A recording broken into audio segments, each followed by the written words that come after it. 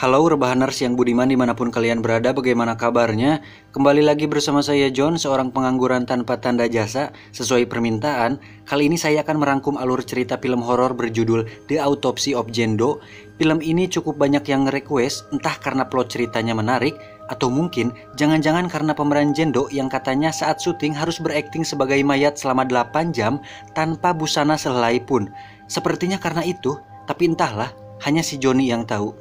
Dan kebetulan sekali film ini sudah pernah saya tonton sekitar setahun yang lalu. Jadi dengan sedikit terpaksa saya harus download lagi filmnya karena agak lupa alur ceritanya. Dan ternyata lumayan memakan kuota internet saya yang tidak seberapa ini. Banyak orang penasaran siapakah sebenarnya sosok jenazah wanita dalam film ini. Maka dari itu, tim IQ 7 yang beranggotakan satu orang sudah melakukan riset dan mengumpulkan informasi dari beberapa sumber tentang teori-teori yang berkaitan dengan sosok mayat wanita dalam film ini. Untuk itu, langsung saja, kenakan handsfree kalian, siapkan bantal, cari posisi rebahan terbaik, selamat menonton, dan motor lewat. Dan cekicrot.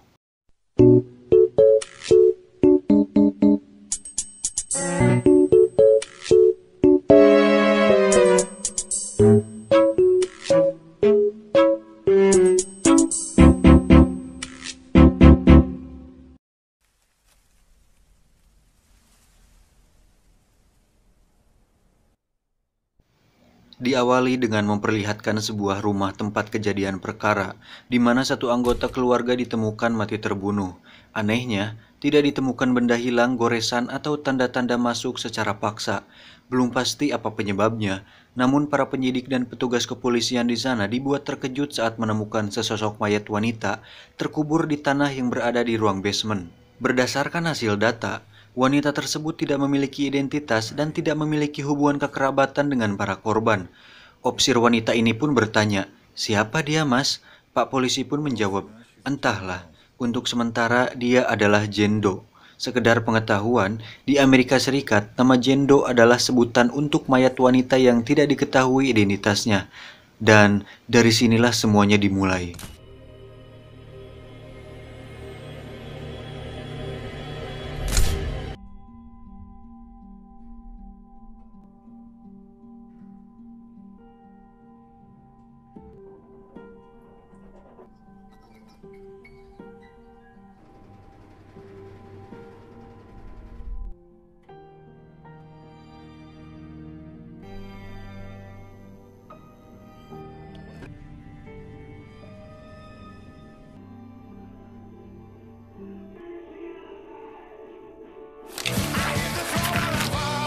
Alur cerita berfokus pada dua tokoh utama, yaitu Austin dan Tommy ayahnya.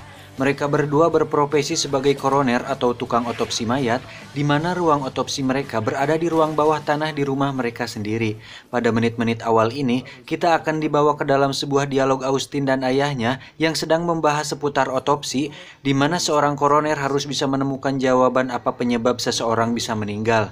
Dan dengan dialog yang mungkin bagi beberapa orang atau penonton terasa membosankan, untuk saya pribadi yang punya IQ pas-pasan, percakapan mereka memberi pengetahuan baru untuk saya seputar biologi dan dunia otopsi. Dalam kasus ini, mereka sedang menangani sebuah kasus mayat yang tubuhnya hangus terbakar. Sang ayah bertanya kepada Austin, apa penyebab kematiannya? Austin dengan santai menjawab, gampang atuh beh, dilihat dari kerusakan pada rongga pernapasan, kerongkongan, dan paru-paru, sudah pasti meninggal karena terlalu banyak menghirup asap. Sang ayah pun berkata, lain kali antum perhatikan dulu sebelum membuat kesimpulan. Kemudian, sebagai seorang profesional berpangkat diamond sekaligus sebagai guru bagi sang anak, dia menjelaskan saat kebakaran, mayat pria ini ditemukan di dapur dan jaraknya ke pintu keluar sekitar 5 meter. Secara logika, pria ini tidak sedang berusaha untuk melarikan diri dari kebakaran. Sang ayah pun menunjukkan bagian kepala dari mayat pria tersebut. Di sana, terlihat ada bekas benturan cukup keras yang menghasilkan kesimpulan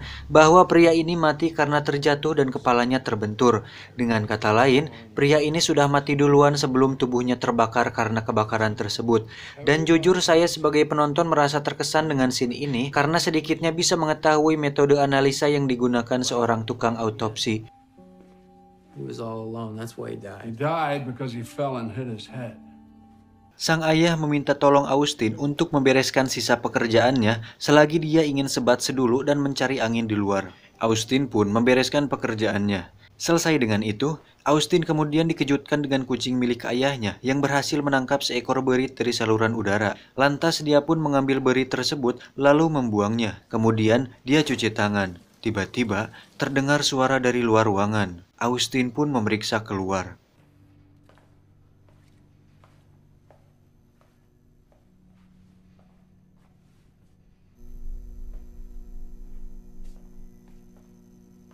Lalu melihat ruang kerja ayahnya dan mematikan lampunya. Tiba-tiba, Jesus Christ! It's so easy. sangat membagongkan bukan? Lucu kali dia. Pertama kali menonton adegan ini, sumpah saya kaget. Sampai-sampai ingin nampilin wanita ini. Dan wanita julid ini bernama Emma. Dia adalah kekasihnya Austin. Austin kemudian mengajak Emma ke ruang autopsi. Emma yang baru pertama kali berada di sana, iseng meminta Austin untuk memperlihatkan satu mayat. Sang ayah yang tiba-tiba muncul, mempersilahkan Austin untuk membuka salah satu peti dari lemari mayat tersebut. Are you?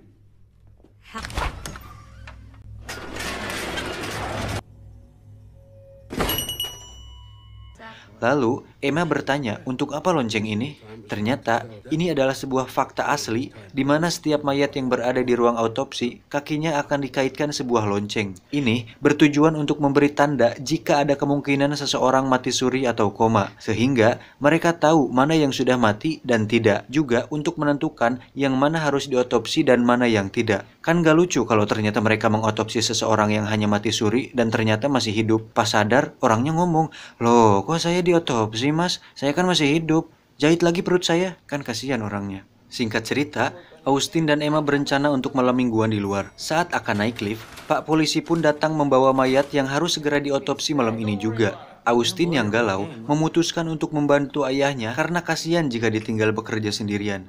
Di sisi lain, Pak Polisi sedang menjelaskan perihal mayat Jendo yang ia bawa. Dia mengatakan bahwa mayat ini tidak diketahui identitasnya dan sidik jarinya pun tidak ditemukan dalam sistem. Dan tanpa sebab, tiba-tiba si kucing mengeong. Stanley. Si ayah pun mengusirnya. Untuk orang yang borangan, ini bisa jadi pertanda buruk atau ada sesuatu yang tidak beres di sana. Namun, bagi saya pribadi sebagai tipe orang yang rasional, menganggap hal tersebut disebabkan mungkin karena kucingnya mau boker. Tapi entahlah, hanya Panji yang tahu. Pak Polisi menjelaskan bahwa mayat ini sangat prioritas dan harus sudah beres saat pagi hari.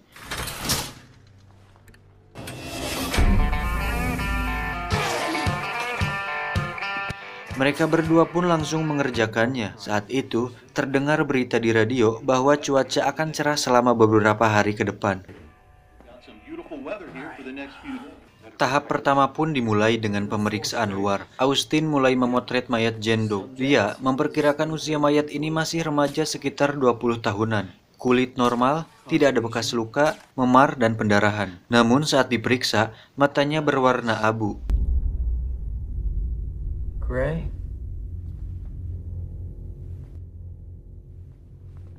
Menurut ayahnya, bola mata akan berwarna abu saat seseorang sudah mati berhari-hari. Beberapa penemuan aneh pun mulai ditemukan oleh mereka berdua.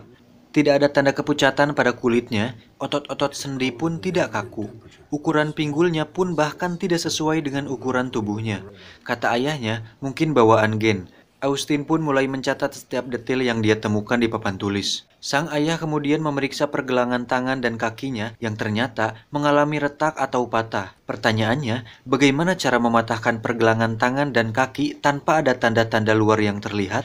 Karena tidak mungkin ketika terjatuh dan patah tulang, kulitnya tidak meninggalkan bekas memar sedikit pun. Di sela-sela kuku jari tangan, kaki, dan rambut juga terdapat tanah yang nyelap. Setelah diperiksa, itu adalah tanah gambut. Yang aneh di sini adalah, menurutnya, tanah gambut hanya bisa ditemukan di daerah bagian utara dan jarang sekali ditemukan di perkotaan, kecuali di kebun tanaman. Dan terkejutnya mereka saat melihat lidahnya telah dipotong.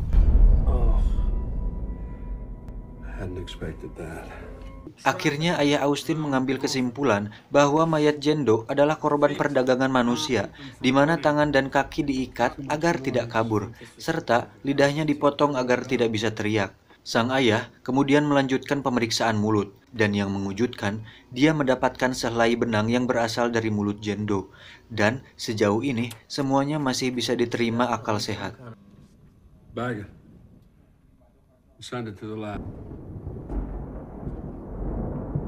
Tahap kedua pun dimulai, yaitu pemeriksaan bagian dalam atau pembedahan. Saat akan mulai membelah, tiba-tiba lampu berkedip dan saluran radio berganti sendiri. Di sini mulai sedikit seram, tapi masih bisa ditolerir. Mereka pun mulai membelek tubuh Jendo.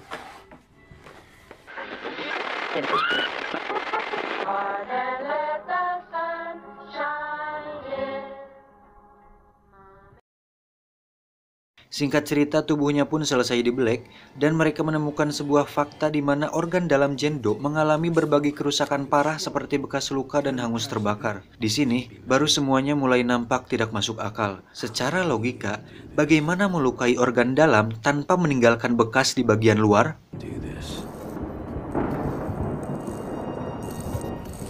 Tiba-tiba, terdengar suara seperti benda jatuh.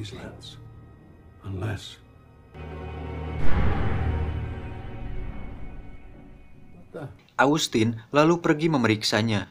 Dia mulai memeriksa setiap ruangan, tapi tidak ada apa-apa. Lalu, betapa kagetnya Austin, saya sih sebenarnya yang kaget, terlihat ada seseorang yang sedang berdiri di tengah lorong.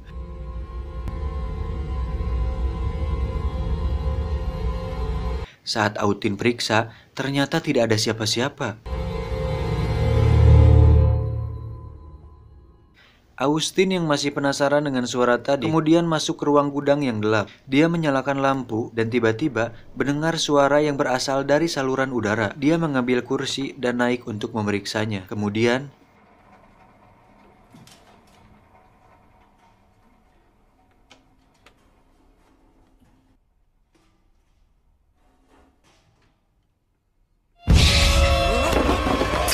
dia kaget dan terjatuh dari kursi. Ayahnya pun langsung menyusulnya. Saat diperiksa, ternyata itu adalah kucing ayahnya yang sudah dalam keadaan terluka dan nampaknya sudah sekarat. Untuk mengakhiri penderitaannya, ayah langsung mengkremasi kucing tersebut. Innalillahi wa inna ilaihi raji'un. Mereka pun kembali ke ruang otopsi. Austin yang lebih dulu masuk, kemudian membersihkan tangannya dengan hand sanitizer karena takut koronhai. Kemudian, saat akan mengambil hand glove, tiba-tiba kotak mayat terbuka sendiri.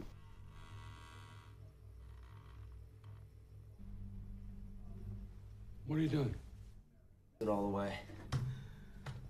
Mereka pun mulai melanjutkan pemeriksaan. Dari usus Jendo ditemukan sebuah benda aneh yang ternyata itu adalah sebuah tanaman. Setelah dicek, itu ternyata adalah Jimson weed yang bisa menyebabkan kelumpuhan. Di saat yang bersamaan, kembali terdengar berita di radio bahwa katanya angin kencang bertiup hingga 96 km per jam dan kemungkinan dalam sejam kemudian akan turun hujan. Berita cuaca ini berbanding terbalik dengan di awal yang menyebutkan cuaca akan cerah. Entah cuma hoax atau mau ngeprank, tapi hal tersebut membuat perasaan Austin menjadi tidak tenang. Austin menyarankan agar pekerjaan dilanjutkan besok pagi saja, tapi kata ayahnya, pekerjaan yang sudah dimulai harus segera diselesaikan. Ditambah, Pak Polisi sudah menitip amanah agar hasil otopsinya sudah selesai besok pagi. Sebagai anak yang soleh, Austin pun menuruti kata-kata ayahnya. Saat kembali melakukan pemeriksaan, lagi-lagi ayahnya menemukan sebuah benda aneh lain dari dalam tubuh Jendo. Dia menemukan sebuah kain pembungkus yang di dalamnya terdapat sebuah gigi.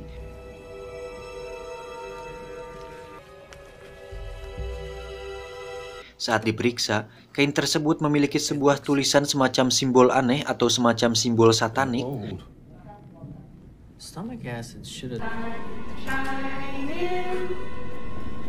Sang ayah yang sedang menguliti tubuh Jendo meminta bantuan Austin untuk menarik kulitnya. Dan sungguh lebih mengejutkannya saat mereka melihat simbol-simbol aneh tertulis di bagian dalam kulit Jendo. Dari sini, semua sudah tidak masuk akal. Mereka berdua pun terlihat ngehuleng tarik. Di saat bersamaan, radio pun kembali mengalami gangguan frekuensi.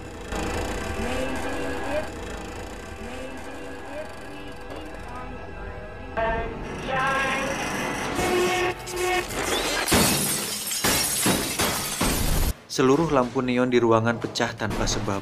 dan yang bisa kita lihat hanya kegelapan. Austin pun kemudian menyalakan lampu senter. Dan jujur, dari sini atmosfernya semakin mengerikan. Semua mayat yang berada dalam peti lemari semuanya hilang. Ayahnya yang tadi berpegang teguh pada kerasionalannya, tiba-tiba melemah dan langsung mengajak Austin untuk keluar. Dengan terburu-buru, mereka pun berjalan menuju ke lift, dan sialnya, liftnya macet. Tiba-tiba, terdengar suara pohon tumbang. Dan perlu diperhatikan, bahwa hanya ada dua jalan keluar dari ruang bawah tanah tersebut. Pertama lift, dan kedua pintu yang langsung menuju keluar ini. Namun sialnya lagi, pintu keluar ini ternyata terhalang oleh pohon yang tumbang tadi. Alhasil, mereka pun harus terjebak di ruang bawah tanah. Austin pun mengecek handphonenya dan ternyata tidak ada sinyal. Mereka memutuskan untuk pergi ke ruang kantor. Dengan pelan-pelan mereka berjalan menuju ke sana. Tapi tiba-tiba terdengar suara seperti sebuah ketukan. Mereka pun langsung masuk ke ruang kantor dan menguncinya. Kalau saya sendiri mungkin nggak tahu lagi bakal gimana, nggak kebayang Seluruh. Dengar suara toke aja suka ngorejat, apalagi ada di situ sama Austin. Sang ayah kemudian menelepon si polisi tadi untuk meminta bantuan. Namun sambungannya terputus. Alhasil mereka 100% benar-benar terjebak di sana. Tiba-tiba terdengar suara lonceng dari luar pintu. Dan antum pasti masih ingat bahwa lonceng tersebut berada pada kaki mayat. Itu berarti Austin pun mulai mengintip dari celah bawah pintu dan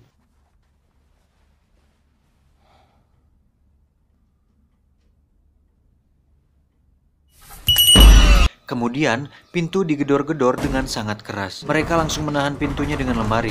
Kemudian, hal itu berhenti. Mereka berdua akhirnya sadar bahwa ada sesuatu yang salah dengan mayat Jendo tersebut. Mereka pun langsung kembali ke ruang otopsi dan memutuskan untuk membakar mayat Jendo supaya semuanya selesai.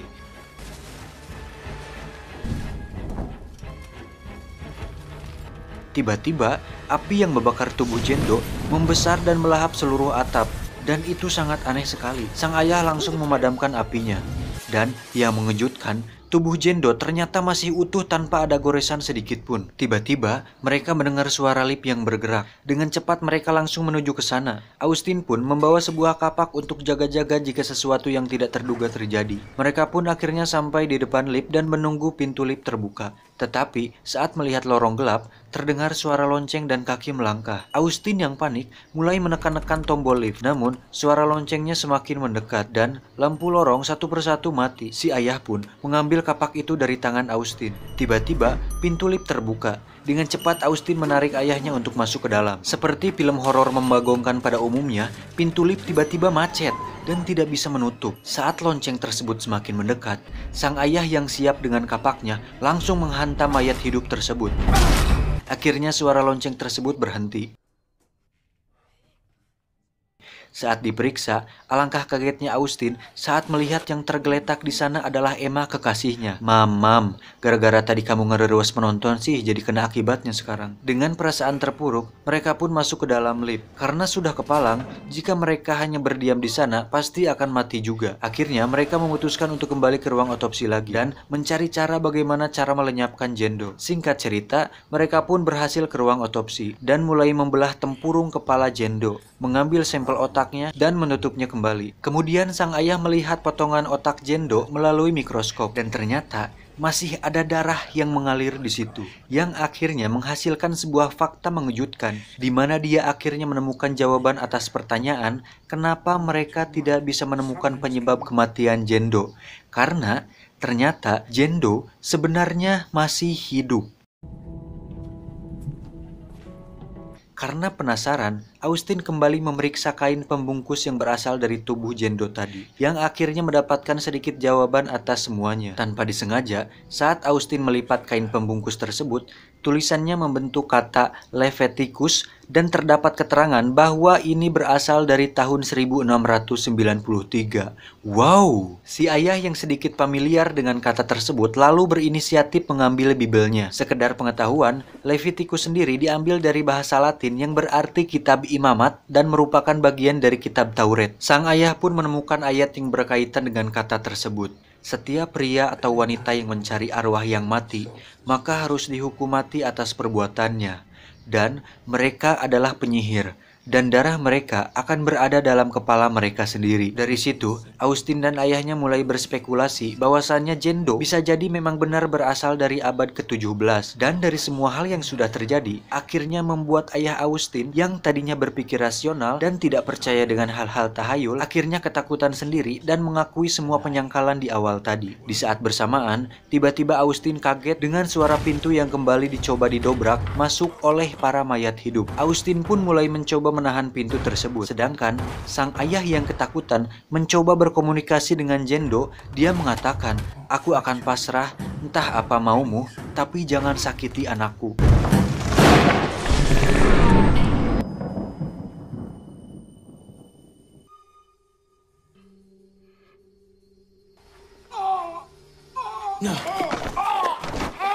Dan tiba-tiba, si ayah merasakan paru-parunya seperti terbakar. Pergelangan tangan dan kakinya pun mulai patah dengan sendirinya. Di saat bersamaan, seluruh tubuh Jendo justru malah pulih. Darah yang keluar dari tubuhnya pun bahkan kembali tersedot ke dalam tubuhnya. Terakhir, mata sang ayah menjadi abu dan mata si teteh Jendo menjadi pulih. Si ayah lalu meminta Austin untuk membunuh dirinya agar penderitaannya berakhir.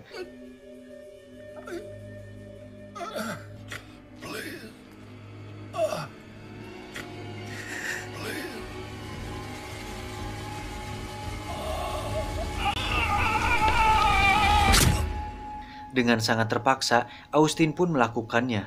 Saat larut dalam kesedihan, tiba-tiba lampu menyala dan radio kembali normal. Kemudian, terdengar suara yang memanggil Austin dari luar. Dan itu adalah suara si Pak Polisi. Austin pun langsung menghampirinya. Saat akan membuka pintunya, ternyata pintu tersebut masih macet. Si Pak Polisi pun berkata, "Open the door." Austin menjawab, "Pintunya masih sulit dibuka." Kemudian, terkejutnya Austin saat mendengar bahwa ternyata suara tersebut bukan berasal dari suara Pak Polisi, tapi itu hanya suara radio. Austin pun nampak kaget dengan hal tersebut dan di saat bersamaan tiba-tiba mendengar suara lonceng itu lagi. Saat dicek tidak ada apa-apa. Saat Austin berbalik,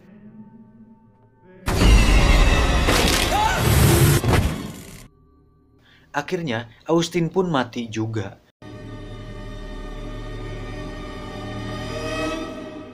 Esok harinya, Austin dan ayahnya ditemukan telah mati. Dan yang mengejutkan, tubuh Jendo kembali utuh tanpa ada tanda-tanda pembedahan sedikit pun. Pak Polisi pun heran dengan apa yang terjadi. Di sisi lain, terdengar berita di radio bahwa selama 4 hari berturut-turut mentari bersinar cerah. Pak Polisi pun menyuruh bawahannya untuk membawa mayat Jendo dan memindahkannya ke tempat lain. Di ending, saat mayat Jendo sudah berada di ambulans, tiba-tiba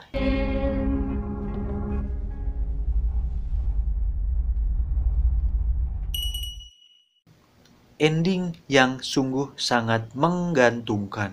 Dan setelah kita menyimak seluruh rangkuman alur ceritanya, kemudian pasti muncul banyak pertanyaan. Maka dari itu, tim IQ 7 sudah mempersiapkan semua data, teori, dan penjelasan tentang semuanya. Silahkan mulai pertanyaannya. Siapa Jendo? Dia adalah penyihir. Apa tujuannya? Ingin balas dendam kepada keturunan orang-orang yang sudah menyiksa dan menguburnya di masa lalu. Kenapa baru sekarang? Karena sudah waktunya. Apa alasannya? Karena segel berupa pembungkus kain dan Jimson Wade untuk melumpuhkannya sudah melemah. Kenapa melemah? Karena kain pembungkusnya sudah usang, mantra yang tertulis mulai pudar. Kenapa keluarga ini dibunuh?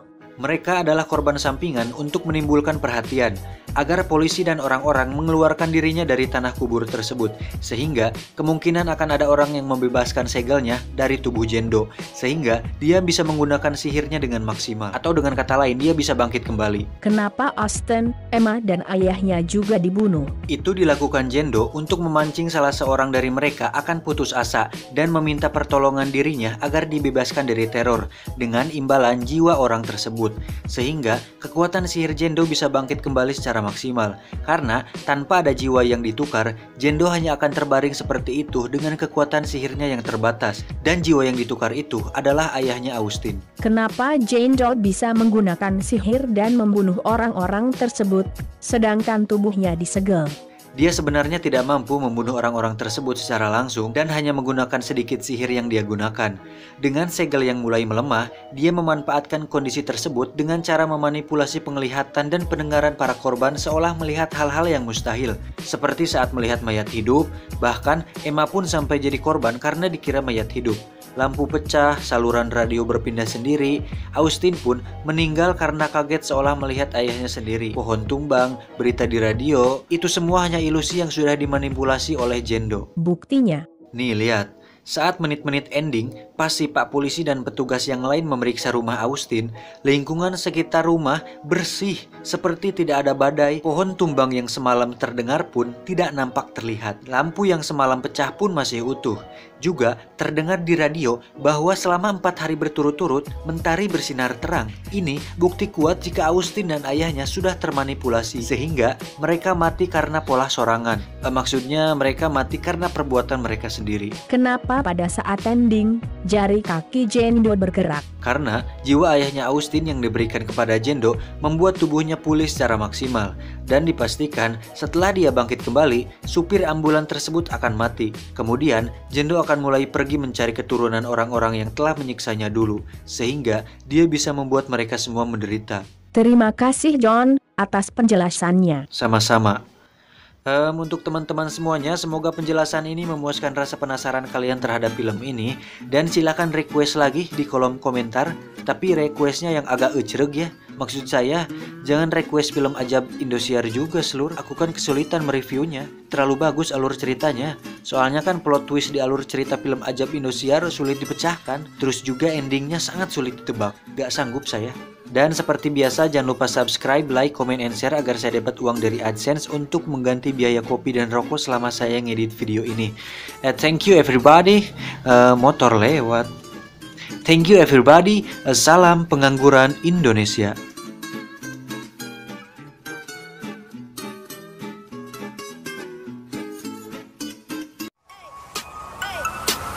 Get it when I get back.